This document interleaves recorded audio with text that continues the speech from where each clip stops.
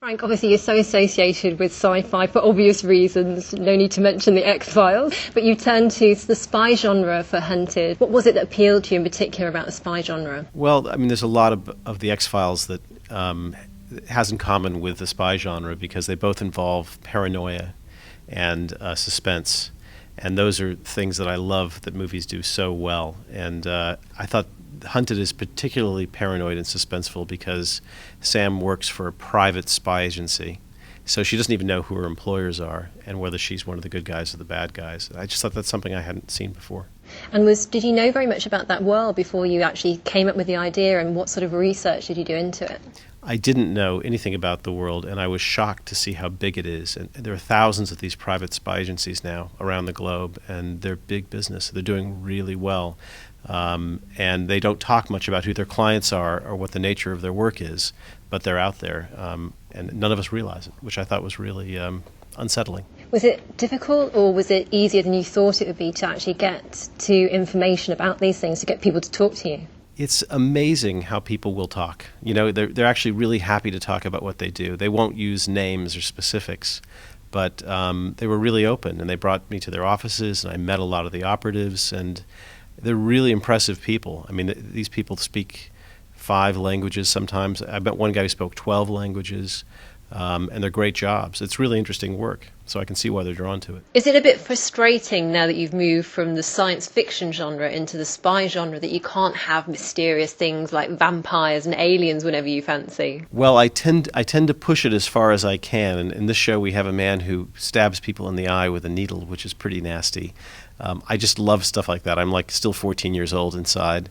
But you know, the thing that I always look for, and I think the reason why so many people are here at this convention is, you know, a fictitious world that's about something, that has ideas that you can think about. So you don't just watch a show and walk away. It captures your imagination and it gives you something to ponder afterwards. And I think Hunted has that because it makes you think about good and bad and how to do the right thing in this world where, you know, we all feel so small in relation to these huge corporations whose agendas are opaque. You know, they don't advertise what they're doing and why, and their motive is profit. It's not necessarily, you know, anything good. So I thought those are really interesting ideas to explore in a show. Was it a deliberate decision to have a female lead in Hunted? It was a deliberate decision to have a female in the lead. I just think, you know, a woman in this world is so much more interesting.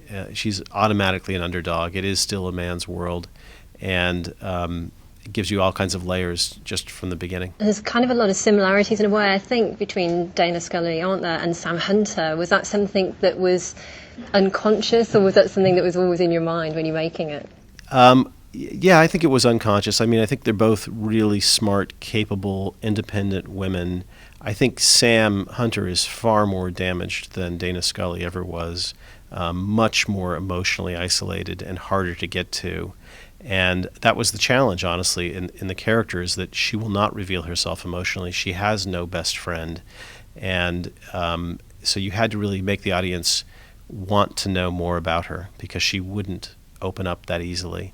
And the central relationship in her life is with her ex-lover, Aidan Marsh, played by Adam Rayner. And even though she's broken up with him and even though she doesn't trust him, he can see who she is. He has all these insights into her, which she doesn't like because she wants to put up this wall and feel invulnerable. And that's why the relationship continues and why it's interesting to watch that. And by the end of these 8 episodes, you'll see a real progression in that relationship. How difficult was it to find an actress who could play both sides of that in a way, so tough and yet so vulnerable? Because I know you did have in mind originally, didn't you, Gilligan Anderson? Yes, yeah. No, I developed the show with Gillian for a really long time, and she had a lot of really great insights into the character. And then when I finally got the green light, she couldn't do it. So it was incredibly difficult to find somebody else who had that skill set. There just aren't that many actresses in the world who look like that, who have the physicality, and who have the acting skill. And I saw a lot of great actresses for this part, don't get me wrong, but what Melissa brought to it uniquely, I thought, was the ability to play this coldness, this sort of remove, but also give you the sense that there's somebody behind that wall that you want to know more about. And there's this duality in almost every one of her scenes that she just does effortlessly. which to me is the secret to the part. And mentioning Gillian Anderson there, I know that obviously there's loads of fans out there for the X-Files as well as for Hunted now, of course, too. And there's loads of them who would love to see another X-Files film. What are your feelings on that? No, I'm a big believer in another X-Files movie, and I've been sort of campaigning for it, publicly and behind the scenes ever since the last movie. I think the last movie just wasn't the movie that the cinema-going public wanted. It was a little movie. It was sort of a story of the week kind of movie. And I think what people want is the big alien invasion movie that was promised and is really sort of the last chapter of the X-Files mythology. So it just seems a shame to me if it doesn't happen. And I think there's pretty strong creative and commercial arguments for it. What would you like to see happen in that final film? Well, I can't say. I've spoken to it.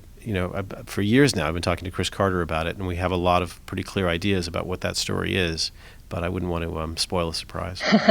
And what did David Duchovny and Gillian Anderson's thoughts about it, do you know? Oh, that everybody wants to do it. It's been a bit frustrating, to be honest. It's the studio having the faith to go forward with the movie, and I think they're feeling, because of the last film, not so confident about a final X-Files film. But I have to believe in time the creative and commercial arguments will prevail. And how about Hunted as well? Can we look forward to more series of this? Have you got them mapped out in your mind already? Well, I hope so. I'll find out in the next few weeks whether there'll be another season. It's been doing very well on the BBC and on Cinemax in the US, and it certainly could go for quite a long time. So fingers are crossed. Any ideas where you might take it after this? Oh, I have so many ideas. But the central question about who's trying to kill Sam and why, we go a long way toward answering that in these first 8 episodes, but we don't actually get to the end of that story. So I hope in a season 2 we will. I just wanted to ask about Strike Back and also the Star Chamber, because again, more spies and crime thrillers. Right. Yes. Well, Strike Back was sort of a happy accident. I moved to London, and as soon as I got here, there was a delay starting Hunted. So I found myself with nothing to do, and Strike Back came my way, and I was delighted to do it. It was not like anything I'd ever done before. It was just fun.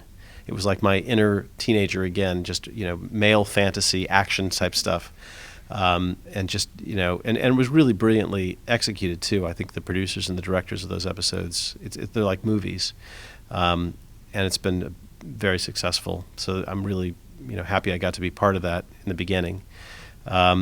Star Chamber is a remake I'm hoping to do of a great film starring Michael Douglas about judges who take the law into their own hands. They start administering the law the way they think it should be handed down. And I have a terrific script. But this being the movie business, you never know when it will happen. Who would you like to see ideally in cast? Well, I can't talk much about it, but I will tell you that the central character is a woman in the remake. When you come to events like this Comic-Con, do you get to release your inner geek? Well, it's funny. I was thinking about this, and there weren't events like this when I was a teenager. If there had been, I would have gone. And I do understand it, though. I understand this kind of devotion, because for me, growing up, television and movies were incredibly important. I mean, it really gave me a way of connecting to the world that I wouldn't have had otherwise. It was my lifeline. And so I think it's incredible now that there are these communities that can come together and share this experience. And it's a great opportunity for people to meet other people that they have a lot in common with.